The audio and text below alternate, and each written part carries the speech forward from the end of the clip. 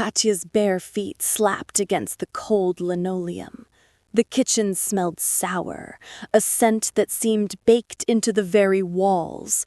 The only light came from a single bulb, reflected in the glass side of a vodka bottle on the table.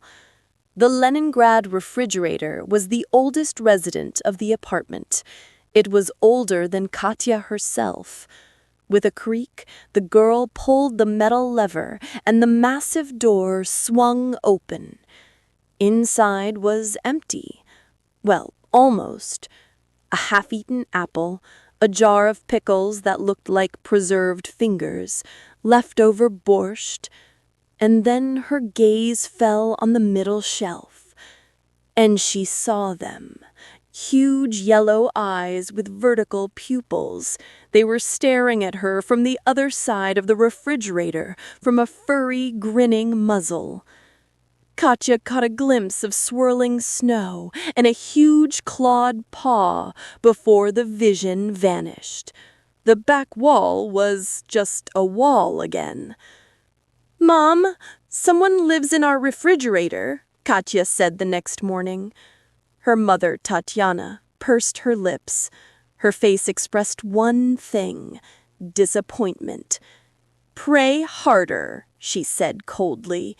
"You stand before God and your thoughts are on fairy tales. You have no shame." Every reproach was like a blow. Katya shrunk. She knew she had a vivid imagination, but this was real.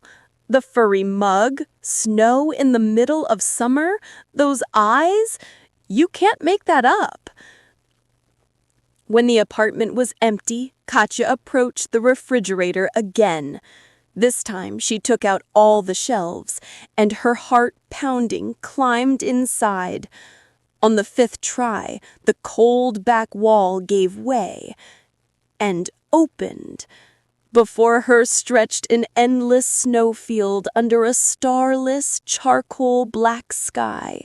Lonely streetlights like needles stuck out of the ground, pushing back the gloom. And there, under the nearest one, sat him, the owner of the yellow eyes. "Hey!" Katya shouted, her breath forming little clouds. The creature silently raised a paw in greeting. "Who are you?" she asked. "I just live here," came the reply, a deep, velvety voice emanating from the darkness itself, and its mouth didn't move, remaining fixed in that eerie grin. His name was Glor. He said he wanted Katya to come and play, and he promised he wouldn't steal food from the refrigerator anymore. "My feet are freezing," she complained. "I'll come another time." "Come, Katya, I'll be waiting." Her reality was becoming unbearable. Igor, her mother's live-in boyfriend, was getting more aggressive. His drunken touches made Katya curl into a ball, and her mother blamed her for everything. "You little brat, Katyuka," she would scream, striking her with a belt. "Girls like you burn in hell. Hell is hot, horribly hot." The 9-year-old girl's mind began to fracture, and the only refuge was that frozen world behind the refrigerator. Glor was the only one who listened. He spoke of a magic land where there was no pain, where children flew and were free, where he would have friends. "But those who go there never come back," his voice sounded in the darkness. "Adults can't go there. You understand, don't you? Your mom, she doesn't want to see you anymore." And Katya, beaten, betrayed, humiliated, believed him. "Will you take me there?" she asked quietly. "Of course," Glor promised. "But first, one little prank." He gave her instructions. Giggling through her tears, Katya carried them out. The drunk Igor was asleep in the filled bathtub. She plugged an old Soviet immersion heater into the socket and lowered it into the water. Then she crept up to her sleeping mother and used a marker to draw a wide, happy smile on her face. Then she went to all the icons, drawing smiles on the saints' faces too. They didn't look so judgmental anymore. Taking one last look around the kitchen, she climbed into the refrigerator and slammed the door shut. Glor was waiting for her. His eyes now glowed blood red. Together they locked the refrigerator from the outside with heavy chains and dragged it deep into the forest. Among the trees, Katya saw a graveyard of refrigerators.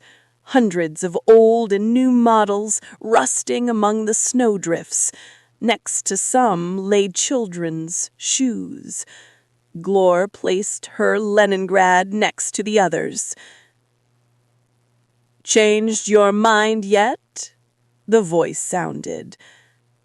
Katya, shivering from a penetrating cold she hadn't felt before, shook her head. "Glor, where are we?" her final question escaping her blanched lips. In the dim light, his wide, scar-like smile grew even wider.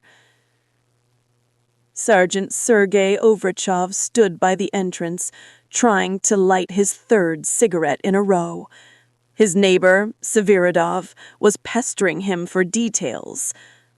"A drunken nightmare," Overchov said hoarsely. "Tatyana's live-in, got drunk, drew on all the icons in the house, drew a smile on her face, and then—" He took a drag. Then he stuffed his daughter into the refrigerator. The door jammed, and he went to take a bath, tried to heat the water with an immersion heater, and fell asleep, boiled alive. Sviridov turned pale. "Poor Tatyana, how is she?" The doctors gave her a sedative. She scratched her own eyes out when she saw everything. Overchov stared into the void, remembering that apartment. "I saw the girl, in the refrigerator, all blue, and on her face was the happiest smile I've ever seen." He fell silent, stubbing out the cigarette. "But you know, Ivan, I don't think her mother went crazy because of that." "Then because of what?" Sviridov whispered. On the inside of the refrigerator door, the girl left a message. She bit her own finger and wrote in blood. She wrote, "Mom, hell is cold." The sergeant looked right at him, his voice quiet and icy.